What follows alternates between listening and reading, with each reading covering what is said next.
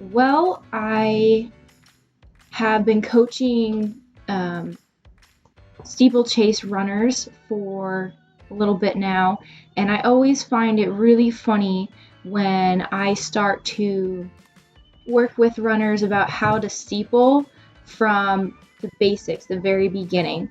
So a lot of times we get distance runners who have never done the steeple event before. In Pennsylvania, we don't have that event in high school. So freshmen coming in, they've never done steeple, but we think that they could be good at it. So watching athletes learn how to go over hurdles to begin and the form that comes with that is pretty funny. And then also seeing athletes attempt the water jump, anytime you're learning, it comes with failures. So I always find that fun. But what's great is to see the athletes grow from those failures or from the experiences. I would tell a graduating senior athlete that in life you will be exposed to stress. In your job, you won't be able to quit it. So when those experiences come along, pull from the memories and the life lessons you learn from running sport or doing sport, that you learn how to handle stress. How did you handle stress when you were an athlete? That would be how you would want to handle your profession or situations that come in there. So pull from sport, the lessons you learn from sport, and use that in the real world.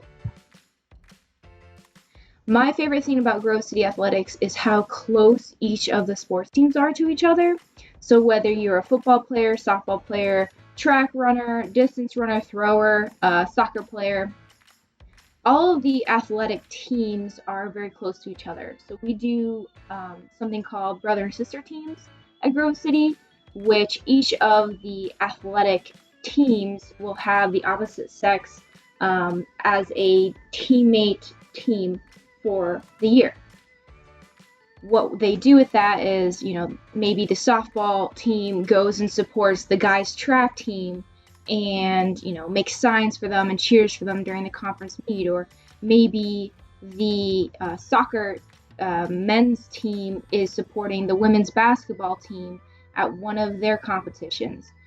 So the teams are very close in that aspect. And then also, I know that we have athletes on the cross country team or athletes on the track team that are rooming with swimmers and soccer players in suites or different things like that. So the athletes really come together as a group, as one solid group, and really support each other. And I think that's very unique to Grove City because it can get very easy for teams to end up being by themselves, in their sport and not really interact with other teams.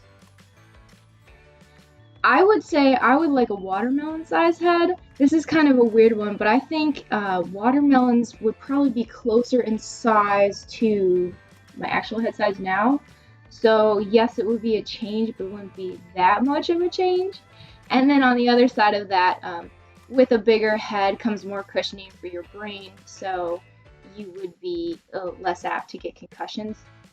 That's just a scientific thing throw in there, but that's why I would like a watermelon head instead of tennis ball head. I think Grove City does a great job with cultivating their athletes. So most other athletic teams or athletic departments, you'd see that they're focused on performance. They're focused on making athletes better as individual people, not just good at their sport. They have great cultures. That's a basic overall line for most other schools as well. But what Grove City adds to that, which I think is different than most other schools, is the Christian aspect to it. So, when we talk about culture, when we talk about getting, better at your sport, we aren't just talking about finding your identity in sport. We're talking about finding your identity in God and who He has created you to be. And also, we are, incorporating Bible verses, prayer time, devotional, team devotions. We even sing hymns to and from athletic events. So we incorporate, God and faith into how we cultivate the athletes. It's not just, hey, you can be more than sport. It's, hey, you can be more than sport because you have found God and He is there to show you who you can be in Him.